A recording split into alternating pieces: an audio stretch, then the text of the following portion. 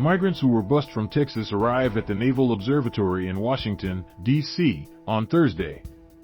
Greg Abbott sent 2 more buses of migrants to the nation's capital on Thursday that were dropped off near the residence of Vice President Kamala Harris in a move that appears to be a response to her statements earlier this week that the border is secure. "We did send them," Abbott said to Lubbock radio station KFYO. "She's the border czar, and we felt that if she won't come down to see the border, if President Joe Biden will not come down and see the border, we will make sure they see it firsthand."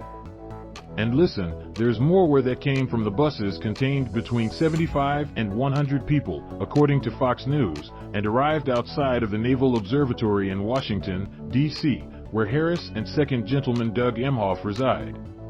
Over the weekend, Harris stoked conservative outrage after appearing on NBC's Meet the Press to discuss border safety. "The border is secure, but we also have a broken immigration system, in particular over the last 4 years before we came in, and it needs to be fixed," she told host Chuck Todd.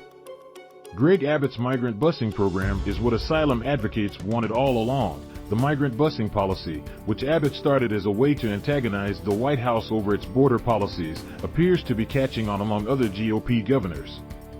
Ron DeSantis chartered 2 planes of migrants to Martha's Vineyard on Wednesday, a move his office said was part of the state's program to relocate undocumented immigrants to a sanctuary destination, according to media reports. Arizona has also bused migrants to Washington. The voluntary busing policy, part of Abbott's Operation Lone Star initiative to address the large number of migrants arriving at the Texas-Mexico border, started with one-way rides to Washington, D.C., in April. Abbott has since expanded the program to include bus rides to other Democratic-run metros, including New York and Chicago. His office says the program has transported more than 8,000 migrants. Records show Texas has spent at least $12 million on the trips so far.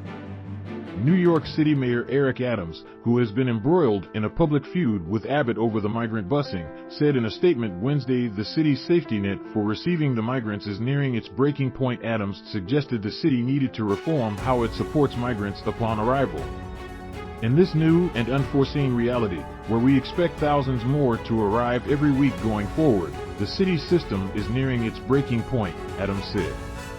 As a result, the city's prior practices, which never contemplated the busing of thousands of people into New York City, must be reassessed. Washington Mayor Muriel Bowser declared a public health emergency last week to deal with the migrants, creating a new government office in the process to coordinate their arrivals, which will cost an initial $10 million. Leaders of those cities have complained that the busing is overwhelming their city services, particularly because Texas is not coordinating with them or giving them notice of when buses will arrive. Advocates and aid workers who support migrants along the border, meanwhile, have said that Abbott is actually providing people a useful service by offering them free and safe transportation to their final destinations. Patrick Svitek contributed to this report. The Texas Tribune Festival is almost here. From Thursday through Saturday, September 22 to 24, in downtown Austin, TribFest attendees will enjoy 3 days full of mind-expanding events, conversations, and panels featuring more than 350 big names including Chris Bosh, Pete Buttigieg, Liz Cheney, Annette Gordon-Reed, and many others. Join us for Texas' biggest politics and policy event when you buy your tickets today.